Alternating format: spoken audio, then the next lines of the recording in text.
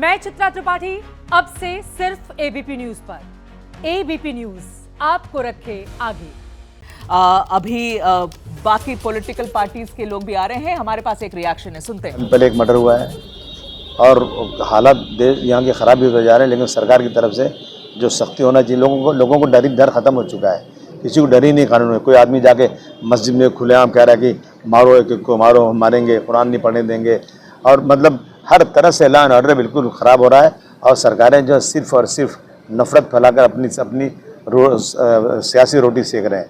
मैं समझता हूँ बाबा सिद्दीकी के ऊपर गोली चलना एक बहुत ही सीरियस मैटर है। वो कोई क्रिमिनल आदमी नहीं, वो एक नेता। हम आज बचपन से हम लोग देखते हैं बाबा सिद्दीकी पॉलिटिक्स में थे और उन पर गोली चलना, मैं समझता हूँ कि बहुत सीरियस, सरकार को इसको नोट लेना चाहिए और इस तरह की चीज़ों पर कड़े कदम उठना चाहिए। आप जाइए, आप अरब कंट्रीज़ में जाइए, कितनी दुश्मनी होती है, लेकिन किसी की हिम्मत है क्या गोली मारने की? मालूम है कि वहाँ पे कानून इतना सख्त है कि साल मतलब 6 महीने में फैसला होता है और फांसी की सज़ा हो जाती है। यहाँ तो 20-20 साल 30 साल मुकदमे चलते हैं और मर्डर करने वाला भी जेल से बाहर निकलता है, धमकाता है, गवाह लोगों को तोड़ देता है और सज़ा ही नहीं होती है। उद्धव शिवसेना से member of parliament Priyanka Chaturvedi हमारे साथ फोन कॉल पर जुड़ी हुई हैं। प्रियंका जी, आप एबीपी पर हैं, आपकी पहली रिएक्शन इस पूरे इंसिडेंट पर? जो मैं कहूंगी कि मेरे लिए तो बहुत ही एक दुखद खबर है, आश्चर्यजनक खबर है। मुंबई के बीचों बीच बांद्रा जैसे एरिया में उनको इस तरीके से कॉन्ट्रैक्ट किलिंग के अंतर्गत उनकी हत्या कर दे जाना इज अ इंडिकेटर कि किस तरीके से लॉलेसनेस महाराष्ट्र में फैला हुआ है। ये पूरी सरकार केंद्रित है, मुख्यमंत्री के अंतर्गत केंद्रित है, किस तरीके से महाराष्ट्र को लूट ले, पर जनता को जो सुरक्षित माहौल मिलना चाहिए वो ना मिले, वो इसका एक जीता जागता उदाहरण है। एक वेल नोन पर्सनालिटी थी, फॉर्मर मिनिस्टर, फॉर्मर एमएलए, अगर उनकी सुरक्षा पॉसिबल नहीं है, वाई सिक्योरिटी की कैटेगरी के बावजूद उनकी सुरक्षा पॉसिबल नहीं है, तो आम जनता कैसे विश्वास रखे कि उनको सुरक्षा मिल रही है? दुर्भाग्यपूर्ण है और शर्मनाक है और सरकार से जवाबदेही मांगनी जरूरी है। जी प्रियंका जी, ऐसा भी है, अभी जो खबर हमारे पास आ रही है, मीडिया से शेयर की जा रही है, उसके हिसाब से 3 शूटर थे, 2 शूटरों को पकड़ लिया गया है। वो कहाँ के हैं? मुख्यमंत्री ने भी ये बयान दिया है, तो उन्हें अपनी गिरफ्त में कर लिया गया है और ऐसा लग रहा है सरकार को कि ये कॉन्ट्रैक्ट किलिंग है। तो मैडम, मैं एक ही सवाल पूछूंगी आपसे, एक इंसान की जान जाने के बाद हम लोग एक्शन में आए, या जो इंसान को 15 दिन पहले धमकी मिली थी जिसके अंतर्गत उनको वाई सिक्योरिटी कैटेगरी मिली थी, क्या ये एक इंटेलिजेंस फेलियर नहीं है कि उसके बावजूद भी कॉन्ट्रैक्ट किलिंग हुआ है? वो भी मुंबई शहर के बांद्रा जैसे एक एरिया में, जो कि एक बहुत ही व्यस्त एरिया है। साथ ही साथ वहाँ पे जाने माने लोग, मुंबई के वेल नोन बॉलीवुड पर्सनैलिटीज हों या इंडस्ट्रियलिस्ट हों, वहाँ पे रहते हों।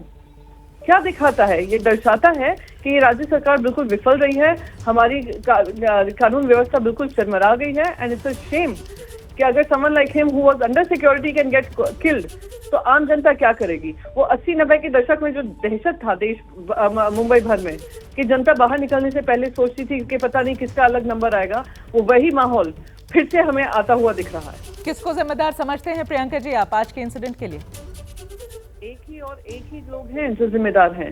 जब सलमान खान के घर के बाहर शूटिंग हुई और उसके बाद अब हम ये दिन दहाड़े हत्या देख रहे हैं, वो सिर्फ और सिर्फ मुख्यमंत्री जिम्मेदार हैं, जिन्होंने महाराष्ट्र को लूटने का धर्म निभाया, पर महाराष्ट्र को एक सुरक्षित माहौल देने के लिए वो नाकामयाब रहे। और हर दिन जो इलेक्शन कमीशन डिले कर रहा है इलेक्शन अनाउंसमेंट, निर्मल नगर परिसर में ये घटना हुई है।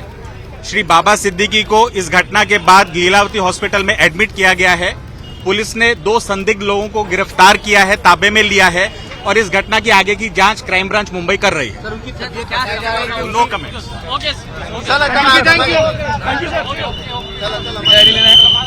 ये सत्यनारायण चौधरी थे, अगर मैं ठीक पहचान रही हूं उन्हें, मुंबई पुलिस के जॉइंट कमिश्नर हैं लॉ एंड ऑर्डर। इनका बयान था। ये अभी ये औपचारिक तरीके से यही जानकारी दे रहे थे, वो मौके पर मौजूद है। मुझे लगता है ये लीलावती अस्पताल के बाहर से ये बयान है। वो कह रहे हैं कि उन जांच में लगी हुई है मुंबई क्राइम ब्रांच, उसके अलावा ये अभी कुछ खास नहीं बता पाएंगे। निकल गए एक छोटा सा बयान देकर, और ये अभी आपने एबीपी न्यूज पे सुना है। मुंबई पुलिस से पहला आधिकारिक बयान ये जॉइंट कमिश्नर मुंबई पुलिस थे सत्यनारायण चौधरी। प्रफुल्ल पटेल जी हमारे साथ शायद अभी जुड़े, अच्छा थोड़ी देर में जुड़ेंगे।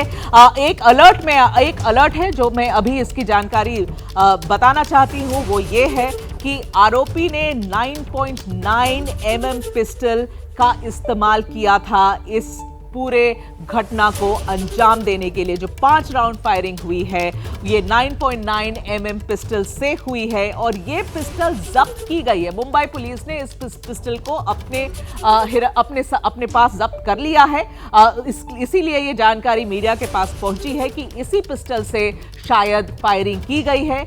5 राउंड जो फायर किए गए थे बाबा सिद्दीकी पर, 3 गोलियां उनको लगी है और अभी की जानकारी इतनी है हमारे पास। जो विजुअल्स आप देख रहे हैं स्क्रीन पर आपके सामने 3 विंडो में, पहले of course Devendra Fadnavis home minister है महाराष्ट्र के, वो थोड़ी देर पहले पहुंचे थे लीलावती अस्पताल, वो उसके विजुअल्स देख रहे हैं। जो उसके बाद वाले विजुअल्स हैं वो मुंबई पुलिस की गाड़ी में, उनकी जीप में ये शिवा है।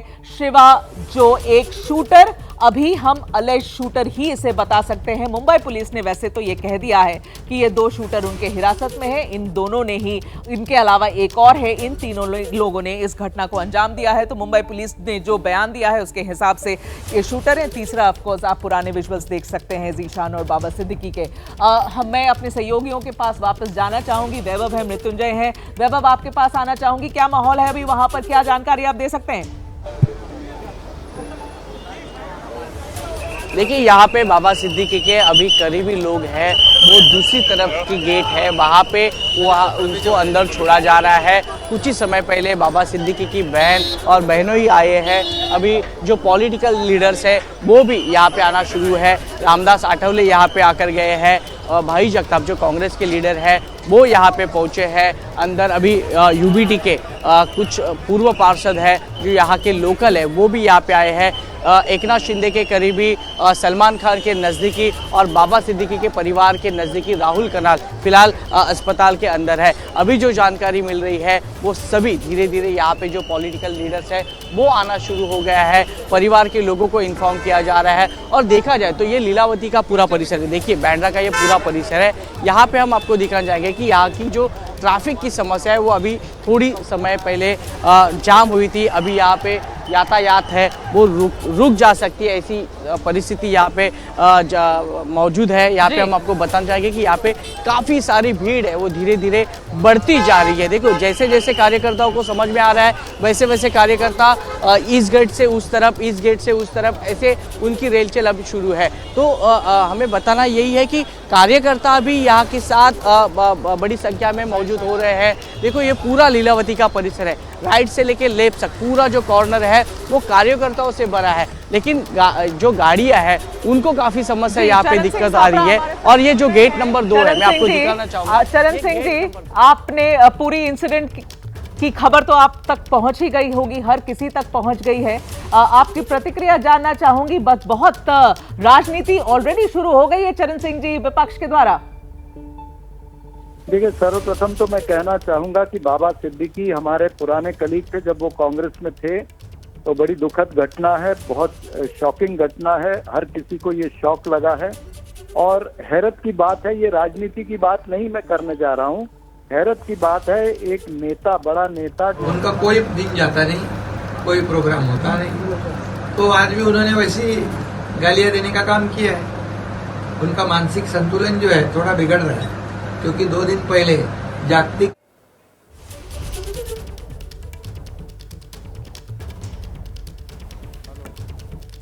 जी, मैं वापस जाना चाहूंगी अपने सहयोगियों के पास। आप एक रिएक्शन मुख्यमंत्री के पास जी मुख्यमंत्री का बयान आ रहा था, हम पूरा बयान आपके लिए लेकर आएंगे थोड़ी समय में। चरण सिंह सापरा अभी भी हमारे साथ बने हुए हैं। सापरा जी, आप कह रहे थे, कंटिन्यू करिए प्लीज। मैं यही कह रहा था कि जब एक बड़ा राजनीतिक नेता जिसके पास वाई कैटेगरी की सुरक्षा हो, उसके करीब आकर के कुछ शूटर गोली मारते हैं जी, 2 पकड़े जाते हैं और 1 या 2 वहां से भाग जाते हैं, तो ये बहुत चिंताजनक बात है। और ये मात्र मुंबई में ही नहीं हो रहा है, ये इससे पहले हमने कल्याण में भी देखा कि बीजेपी के एमएलए संजय गायकवाड़ ने अपने ही शिंदे सेना के एक पूर्व विधायक के ऊपर पुलिस स्टेशन के अंदर गोली चलाई। उसके बाद हमने देखा कि अभिषेक गोसालकर, एक काउंसलर जो फेसबुक लाइव कर रहे थे, फेसबुक लाइव करते करते उस पर गोली चली है। जी। और पुणे के अंदर जिस तरह से हम देख रहे हैं कि आए दिन वहां पर गैंग वॉर चल रहा है, यहाँ से गोली चलती है, वहां से गोली चलती है। जी तो कुल मिलाकर के महाराष्ट्र के अंदर ये जो महायुति सरकार है, इसमें पुलिस का इकबाल खत्म हो चुका है, सरकारी यंत्रणा का इकबाल खत्म हो चुका है। मुख्यमंत्री और गृह मंत्री को इस पर उत्तर देना चाहिए। क्या मुंबई के अंदर फिर से अंडरवर्ल्ड उभर रहा है? क्या फिर से सुपारी किलिंग शुरू हो रही है? क्या फिर से गन कल्चर आ रहा है? तो ये बहुत सीरियस बातें हैं। मुंबई आर्थिक राजधानी है। आर्थिक राजधानी में अगर इस तरह से शरेआम घटनाएं होती हैं तो मेरे ख्याल से अगर नेता सुरक्षित नहीं है जिसके पास वाई कैटेगरी है, तो आम जनता किस तरह से सुरक्षित रहेगी? पूर्व मुख्यमंत्री जी सापरा जी, थैंक यू सो मच हमसे बात करने के लिए। पूर्व मुख्यमंत्री पृथ्वीराज चव्हाण जी हमारे साथ जुड़ रहे हैं। Sir thank you so much for speaking to us. आप एबीपी पर हैं सर, और मैं आपसे पहले आपकी प्रतिक्रिया जानना चाहूंगी सर। ये बड़ी घटना हुई है मुंबई के अंदर आज। देखिए, जो बाबा सिद्दीकी की हत्या हुई है, बहुत ही शर्मनाक वाकया है। एक पॉलिटिकल इंसान को, पॉलिटिकल व्यक्ति का असैसिनेशन हुआ है, और खबर ये आ रही है कि 15 दिन पहले उनको जान से मार देने की धमकियां आई थी। उसके बाद उनकी सुरक्षा व्यवस्था में बढ़ोतरी की गई थी, लेकिन फिर भी जो मर्डरर्स है उन्होंने उनको पकड़ ही लिया, उनकी जान ले ली। हमारे सहयोगी थे, विधानसभा में थे, हमारे कांग्रेस के मंत्री थे, और आजकल उनका बेटा हमारे साथ विधायक है। कुछ दिन पहले उन्होंने कांग्रेस पार्टी को छोड़ा था और एनसीपी अजीत पवार ग्रुप में शामिल हुए थे। सवाल ये है कि क्या ये कोई अंडरवर्ल्ड किलिंग है, क्या ये कोई पॉलिटिकल असैसिनेशन है, क्या कोई इंटरनेशनल गैंग जो एक्टर सलमान खान के पीछे पड़ा हुआ था उसका कोई इसके साथ संबंध है? देखिए, राज्य में कानून व्यवस्था की स्थिति बहुत बदतर हो चुकी है। कुछ ही दिन पहले हमने एनकाउंटर मर्डर होते हुए देखा। एनकाउंटर किलिंग, इस तरह के गैंगलैंड मर्डर तो 90 के दशक के हादसे थे। पुलिस ने उस पर पूरी तरह से काबू कर लिया था, लेकिन 90 के दशक की बातें आजकल 2020 के दशक में, 2020 के शतक में फिर से हो रही है। बहुत ही शर्मनाक बात है। मैं समझता हूं कि मुख्यमंत्री और गृह मंत्री को जिम्मेदारी पूरी तरह से लेनी चाहिए। उनको सत्ता में बने रहने का कोई अधिकार नहीं है। जी सर, आप पूर्व मुख्यमंत्री रहे हैं महाराष्ट्र के। आपके समय पर बाबा सिद्दीकी कांग्रेस के पार्ट थे, रिसेंटली ही निकले हैं। कितनी बड़ी क्षति आप इसे देखते हैं सर? देखिए, कोई भी साथी जब दल छोड़ के जाता है तो क्षति तो होती है, कम ज्यादा होती है, उस पर आकलन हो सकता है, उसके नतीजे कुछ अलग आ सकते हैं। लेकिन वो हमारे सहयोगी थे, कांग्रेस पार्टी के मंत्री थे, बड़े खुशमिजाज थे। उनकी जो इफ्तार पार्टीज थी बहुत मशहूर थी। हमेशा वो बांद्रा के एक 5 सितारा होटल में वो अपनी इफ्तार पार्टीज करते थे। पूरे सभी दलों के राजनेता उसमें निमंत्रित होते थे। फिल्म वर्ल्ड के कई हस्तियां उसमें आती थी। बहुत हंसी मजाक के वातावरण में इफ्तार की दावतें होती थी। तो बहुत उसकी याद प्यार हमें आज भी है। लेकिन खुशमिजाज इंसान होते हुए बिल्कुल स्पष्ट अपने मत रखने वाला व्यक्ति आज हमारे बीच नहीं रहा है। मैं उसके बेटे जिशन सिद्दीकी के प्रति अपनी संवेदना प्रकट करता हूँ और मांग करता हूँ जिम्मेदारी की। कौन जिम्मेदार है? सरकार के मुख्यमंत्री जिम्मेदार है, मंत्री जिम्मेदार है, या पुलिस के प्रमुख जिम्मेदार है? तो उसकी जिम्मेदारी स्वीकार करें। जी बिल्कुल। Thank you so much sir. Prithviraj Chavan ji पूर्व मुख्यमंत्री महाराष्ट्र के हमारे साथ अभी बात कर रहे थे। सवाल उन्होंने भी बाकी की तरह उठाया है कि कौन जिम्मेदार है आज के इंसिडेंट के लिए। बड़ी क्षति वो समझते हैं। आप अपने